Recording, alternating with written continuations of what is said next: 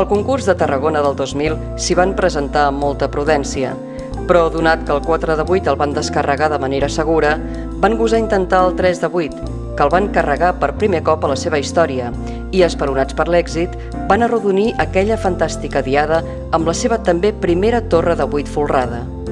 Doncs el folre que està treballant molt bé, cassoleta posada, biga xicots, va, aguantem una mica, és carregada, torre de 8 en folre, carregada pels xicots de Vilafranca, i atenció, perquè si no es desquadra...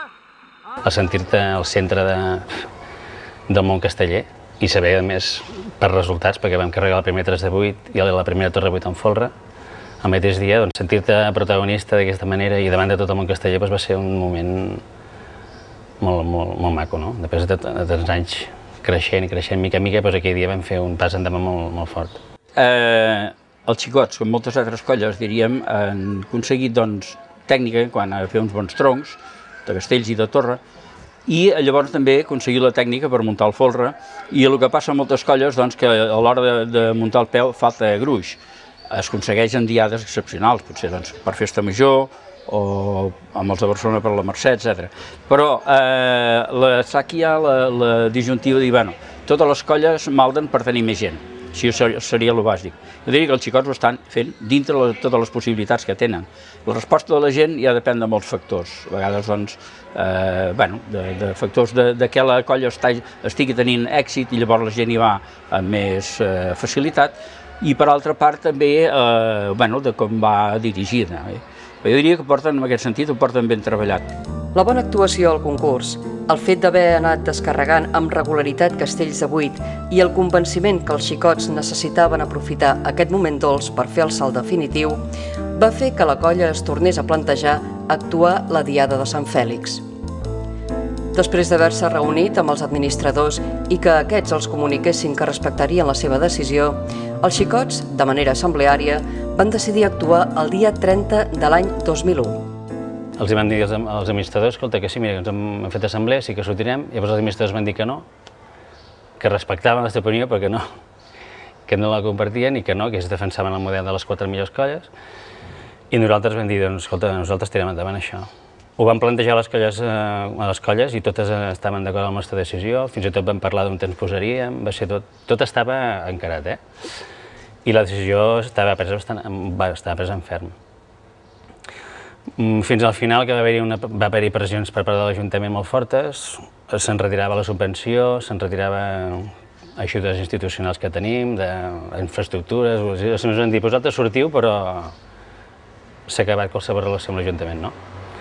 I això ens va fer una mica, ens va fer frenar, no? Perquè en aquell moment la colla era una colla molt fràgil a nivell econòmic, la subvenció de l'Ajuntament era una de les bases de la sustentació de la colla, i vam decidir no arriscar el futur a curt plaç de la colla que no pas la decisió aquesta, no?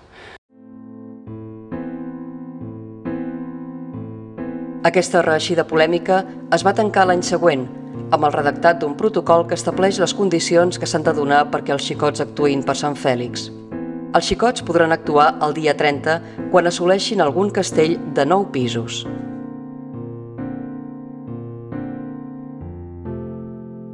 Aquests darrers anys la colla ha estat especialment activa a nivell social i la regularitat en les construccions de 8 ha permès comptar amb un nombre més o menys estable de components.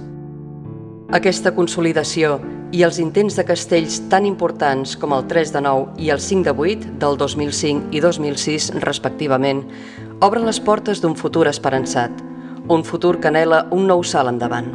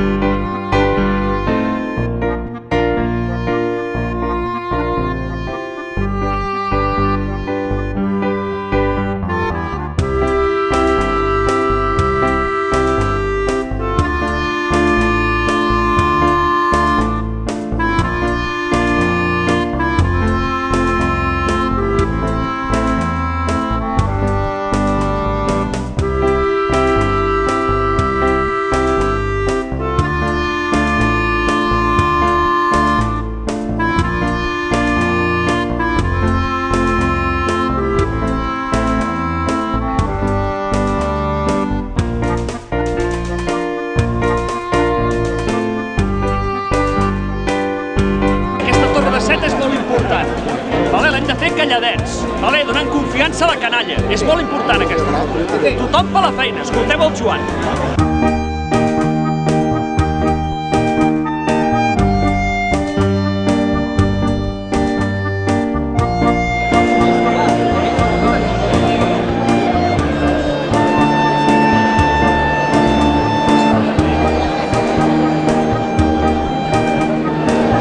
Vinga, va, taxos amunt!